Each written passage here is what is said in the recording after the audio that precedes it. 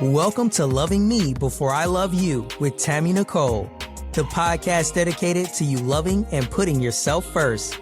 Others have come first in your life for years, and you know it's time for that to change. You're about to be empowered to set healthy boundaries, confidently have hard conversations, unapologetically put yourself first, and live the peaceful life you deserve. Remember, self-love is essential, and loving yourself sets the stage for every other love in your life. So get ready to embrace self-love like never before with your host, Coach Tammy Nicole.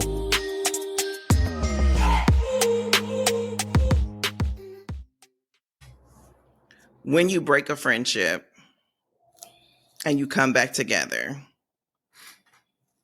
how do you rebuild the trust? I think that in general, it's action.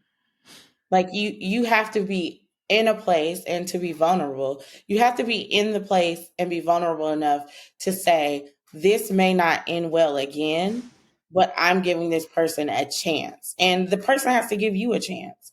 There's no one way, I don't think, because it depends on the dynamics to build the trust back. But I think openness is the only way it's even an option. So if you come back and you're like, no, this person will never be my friend the way they were before, it's kind of like, what's the point? Mm-hmm. You have to be open to regaining and rebuilding what you had before. And if you don't, then you need to be very clear about that, which also it goes back to communication, because you need to be able to say, like, I am open to communicating with you again. I am open to maybe hanging out with you again. But we, because of me, and you can only speak for yourself, we cannot get back to where we were because I feel like the trust is gone. And I don't know what you could do to get it back. And if you're okay with that, then cool. We can be a different level of friends, like you spoke of. There are levels. But don't come back expecting the same me, because you had that me and there was a disconnect and I don't know how to get back there. So I think that communication is still key in rebuilding the trust, but also openness and vulnerability to be willing to have someone gain your trust back. Okay, so let's just say, hypothetically, that someone that you were friends with for a very, very, very long time come back, y'all have a conversation, and the discord or disconnect was all because of misunderstanding, right? And so whatever your assumptions were, because the conversation didn't happen during the discord, it just, was like, boom, we out, and just nobody's having a conversation, and we're just not talking, and we're just moving on with our lives. What happens if after that honest, open conversation, because somebody has gone and healed themselves and they've come back and had a new reality, and you may have had some other changes in your own life that allowed you to grow beyond a certain point? Is it still possible after that conversation to go back to the way that things were? Or would you simply just want to start anew? That is an excellent question. I think that you would have to start anew, because you might be two different people. And what worked before in your very close friendship may not work now. And that doesn't mean that it's not as close. It just means that you're building something different in order to accommodate who you are now. Because that's one thing, and I say this about like romantic relationships, any type of relationship, you have to allow people to grow. Like yes, at their core, they're gonna stay the same, hopefully. But yeah, but life will change you in ways that you never thought. And people who actually care about you should accommodate that. Even if it's hard for them. Like it is hard for some people who have been friends with you for a long time and they know you as a shy and quiet person. Mm-hmm. And then something happens where you step into yourself and now you speak up more and now you're more in the spotlight. It's hard for some people to make that pivot with you. But if they are accommodating you as the person instead of the idea that they have of you, then they should be able to do it. It's hard, but they should be able to do it. So I think that you would have to build something new if you are going forward with the people that you are now and not holding on to the people you were then. Yeah. And saying that part right there, holding on to the people that you were. I think sometimes people come back because of the people that they were. Absolutely. Right. In spite of the changes. It's like, oh, I just love that feeling. It's almost like, you know, a person is getting shot with dopamine. It's like, oh, that rush, that feeling. And sometimes you have to just grieve what was. Yes. Right. But I think that starting anew is the only option in any dismantle of a relationship, period. Like, because there has been a gap, right? Everything has to start over. Mm-hmm. This relationship I can't tell you what it's going to be. Right. It's my perspective, right? Now in my growth pattern of just evolving, I can't tell you what this will become. I can only tell you that I'm willing to try to see what it is. My answer to you is, at the end of this, we could still be separated. And at the end of this, we could be closer than we were before. Yeah. Right. But I think that process for me looks like any new relationship. It would be a dating process. And I would have to make this distinction to say, hey, don't respond to me the way that you used to. Figure out if that works for me now, because who I was then is not who I am now. Yeah. So you have to take the time to get to know me all over again. Yeah. And that to me can be difficult for some people. Absolutely. Right? Because you cannot erase what you know, especially if you wasn't there when they grew. Right? It's just like if I planted a garden full of flowers and let's just say I planted roses and I always do red roses, and it just seemed like these roses were just a bad batch and they just didn't grow. It just didn't happen. And I go, okay, I'm gonna get the same brand, same rose, but maybe it's a new factory, like it's, you know, a new batch. So now I go get them and I'm expecting them I want them to do different, but I'm also expecting them to do the same thing them last ones did because of my experience with them. I cannot be wishing for the good and also expecting that bad at the same time and really actually get the outcome that I'm looking for, because what I'm going to get is that same bad batch, because that's where my hope really lies. And so when you're in relationship and you're rekindling or redoing, you cannot. You just can't bring your past to this current adventure, because you're going to get the same results you got from that last experience. I 100% agree. But I think that it's very hard for people to let go. And it's all about honesty. Like, you have to honestly come back. Like, and if you're not willing to come back and be like, okay, this is what happened, this is where we are, let's see where it's going, I don't know that coming back is such a great idea. But you won't know that. You won't know it. So it's all a gamble. It's the risk. But love is a risk. And I believe that, you know, a lot of times, look, I think romantic relationships are nothing but an additional side of true friendship. Like, it's just like added bonuses. I wish that's how people looked at it. I really do. I know, but a lot of people don't look at it that way. Like, there are so many people that are like, I'm not friends with my girlfriend, my husband, my wife.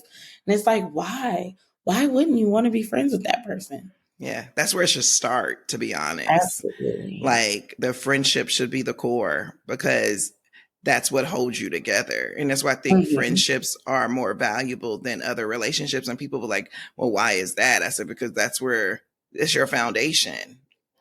Yeah. I say all the time that people treat their friends better than their boyfriends and their girlfriends. Like, they give way more grace to their friends than anybody that they're in a romantic relationship with.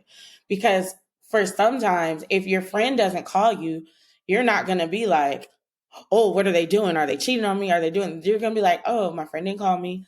I'll call them. I feel like it's less pride too. Like, and I just don't understand, like, why you wouldn't want to treat the person that you want to do your life with in a romantic way. Why you wouldn't treat them as a friend? Interesting. So I slightly disagree with that, but I'm going to tell you why. I think that we give more grace to our romantic partners. I can see that, though. Because we just desire that level of relationship more than we desire friendship. We want friendship. I'm not saying that we don't. No. But that level of relationship is like, your friend ain't coming to sleep in the bed with you and hold you at night. And so, and not that they can't, because I mean, like, if I'm in that space and need it, that's different. But I'm just talking about on the regular basis, right? The everyday, every night, they're not doing that. And we desire that level of connection. And so when the significant other does something that makes us mad, we will come up with an excuse on why they did it. Absolutely. On their behalf. They ain't said a word. Now, the cheating part, I think that comes from people who are like avoidant, like that have dealt with abandonment and things of that nature. When someone doesn't do something, they immediately go to the negativity of what they could be doing. But when our significant others do something that's contrary to what we desire, we are quick to give an excuse on why they did it on their behalf. But when your homegirl do it, it's different. You give them more headache, more pressure. Like you supposed to. You ain't ever supposed to jack up on me. Like, you know, I know they can be here gone tomorrow, but you supposed to be here for forever. So you put a lot more pressure on them to show up and show out. This is so interesting because I'm thinking and I'm like, this is bad. This is so bad. Like, I'm thinking and I'm like, is this why me and my friends can't keep dudes? Because we look at it like, no, they could be gone tomorrow. Like, you could go. You messed up, you could go. But you my friend, so we gonna figure this out. Like, oh no. Yeah. Maybe we should reevaluate some of that. I don't know. Yeah. I mean, like, so it's just it's that. Like, and when you, that's why, but that energy should remain in your romantic relationships though. You know what I mean? Like, you should feel like, no, you can't go tomorrow.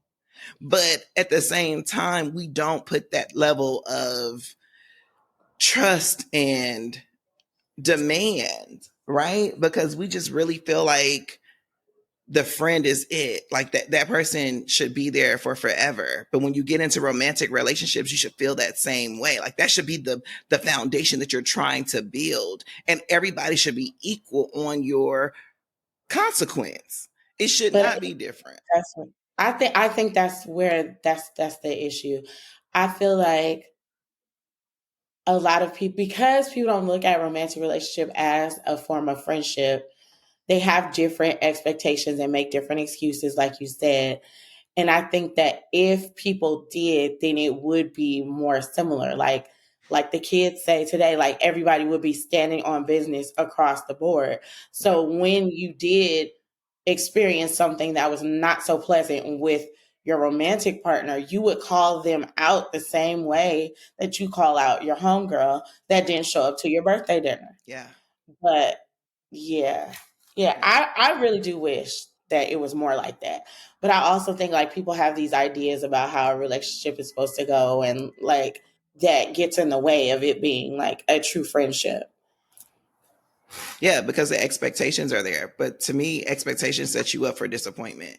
Tamra, oh my, I don't have no expectation because you are setting yourself up for failure with that. Yes. You don't know. You can't predict how nobody's going to move. So why would you expect something from somebody? Yeah. You need to learn that person. Yep. And then you will not be surprised. Yeah. But always remember, people are going to be people, right? They're going to do what they want to do, no matter Absolutely. what your expectation of them is. Absolutely. Period. So that's why you're the one disappointed, because they weren't thinking about that. Whatever the heck you thought they were supposed to be doing, they weren't thinking about that. However, my whole thing in relationships in general is set the boundary, right? Yes, boundaries are standards. That's what I definitely set the boundary, because that eliminates expectation. You're telling them, this is how I need to be respected, dealt with, interacted with, period, right? No matter who I'm in a relationship with, this is what I need for me, because this is what I give myself. I think we don't do that. We don't share what the boundaries are. We just kind of like move and operate like, oh, this feels good. This is cool. Like, yeah, all right. We just go with the flow. It's just like whatever. And then when somebody does something against you, it's like World War II breaks out. And it's a personal attack. Yes. And it's like, but wait a minute. Did you share with them that this is a no-no, or this is no man's land, or that you're triggered when X, Y, and Z happen? No, because it goes back, I think, to what I said earlier. We, and when I say we, I mean people in general, just want people to just know. Like, if you're my person, you should just know that triggers me. You should just know that you can't do that. You should just know. And it's like, that's so unfair. Like, it's so unfair. You're robbing someone of a chance to actually engage with you when you expect them to just know. Yeah. Absolutely. Absolutely. And it's problematic, right? It's problematic. I think if you want a relationship in any capacity to function on a healthy spectrum, you have to, one, know yourself. Ooh. You have to, two, be willing to openly communicate from an authentic space. Hey, hope you're feeling the love in today's episode. We'll pick back up where we left off in a moment. First, we're excited to share that Tammy has a collection of self-love t-shirts, hoodies, mugs, and journals for you to express how much you love yourself to the world. From comfy hoodies to motivational mugs, there's something for everyone. While you're listening to today's show, feel free to browse the full collection at IamTammyNicole.com. Thank you, and without further ado, let's get back into today's show.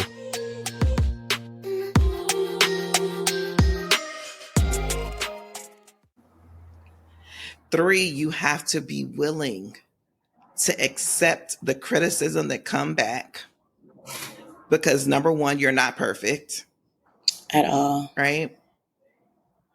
And four, you have to just be willing to go along with the ride. Like, you cannot have these, like, even when you're having these boundaries, you just cannot have what I call as a wall of, if you don't reach this height, I'm over it. I'm done with it. Like, we're individuals. Like, we're not different.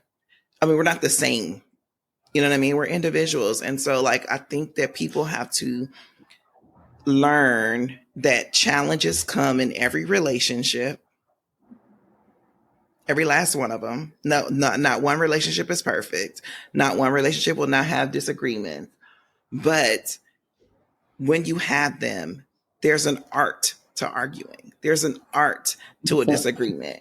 And people don't know what that is. And for me, it's honest communication, right? Like, and learning clarity and getting an understanding of what the heck the person is saying.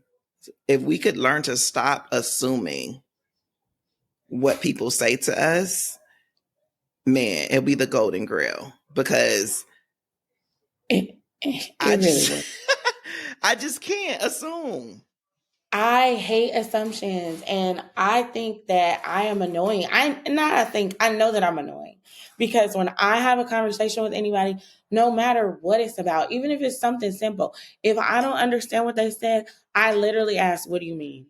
So if I'm having an argument with somebody, I'm asking, "What do you mean?" 1,000 times, because I want to be very clear, so that when we start to get into back and forth, like, I'm not responding to something that's not what you said, because then there's no point in our back and forth. Like, if you don't understand, or you don't at least try to understand where the other person is coming from, there's no point in going back and forth with people. So I have had people tell me, like, "You're so annoying. You're always asking, what do I mean? I mean what I said." And I'm like, no, because 9 times out of 10, people don't mean what they say. They don't. They The say it, intent and is they're not different. saying it right. They're not saying it in the nuanced way that they really want to say it. And that creates misunderstanding. And a lot of things could be avoided if people would seek out clarity and stop assuming. At 100%. Because, man, I'll give an example. I said something. I was, it was a work meeting, and I was telling this individual, I was like, "Hey, we have a new understanding of what you were requesting." And they were saying, "I didn't change the scope of anything." And I said, I never said you changed the scope. I simply said, we have a new understanding of what you were requesting. Yeah. And sometimes, because people are so hell-bent on what they know and what they think they know of you, they don't listen at all.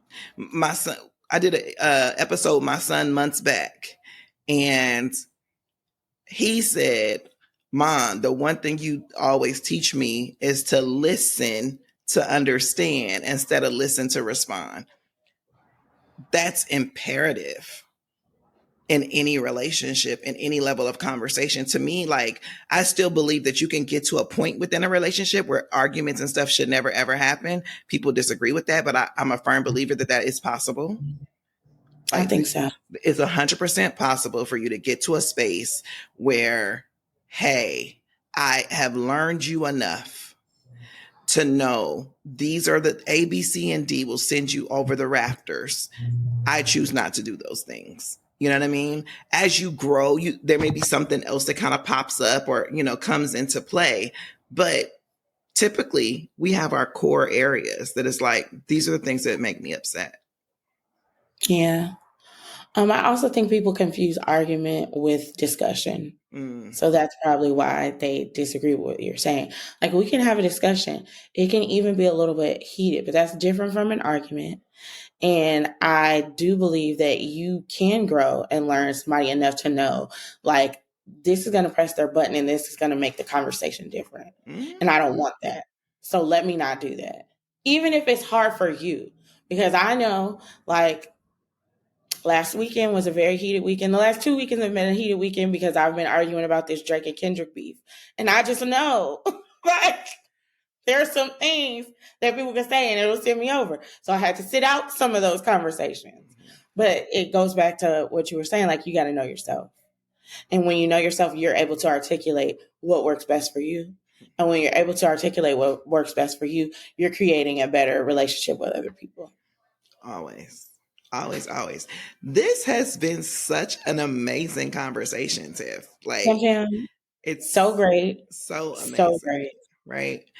I want you, as the professional friend, to tell the people how they can become a professional friend, because and what that looks like when it comes to overcoming the challenges of friendship. Like, this is what you want to do to overcome challenges in a friendship as a professional friend. What you gonna tell them? I think it's a lot of repeating what we have said all day. Like, to be a professional friend, you have to be honest. You have to be open. You have to be willing to make space for people.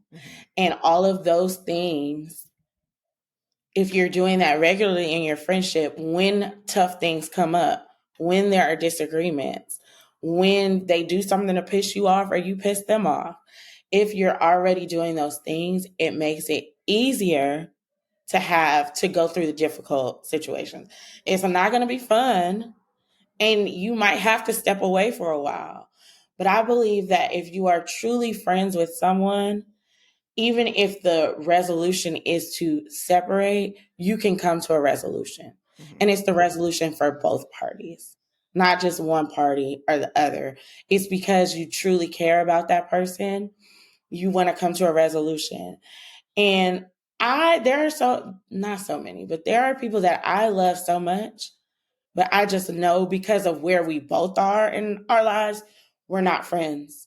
And that doesn't mean that we can't ever be friends again, but it means like that's what's working for us right now.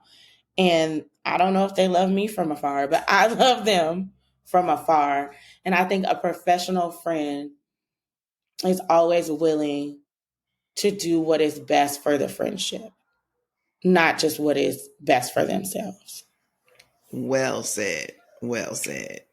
Do what's best for the friendship. And I'm going to say what's best for the friendship in general is to love yourself so much that the love from others is a bonus. Thanks for joining us, Tiff. And as I say always, see y'all back next Transformation Tuesday. Have a good day.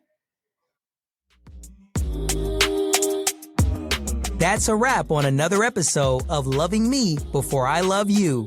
If you enjoyed today's episode, please take a second to show your support by subscribing and leaving a positive rating and review on Apple Podcast, Google Podcast, iHeartRadio, and Spotify. Stay connected with Tammy. Make sure you're following her on Instagram and TikTok at Coach Tammy Nicole. If you like to work with Tammy or have any questions you'd like her to answer, please head over to www.IamTammyNicole.com. Until next time, always remember to love yourself so much that the love from others is a bonus.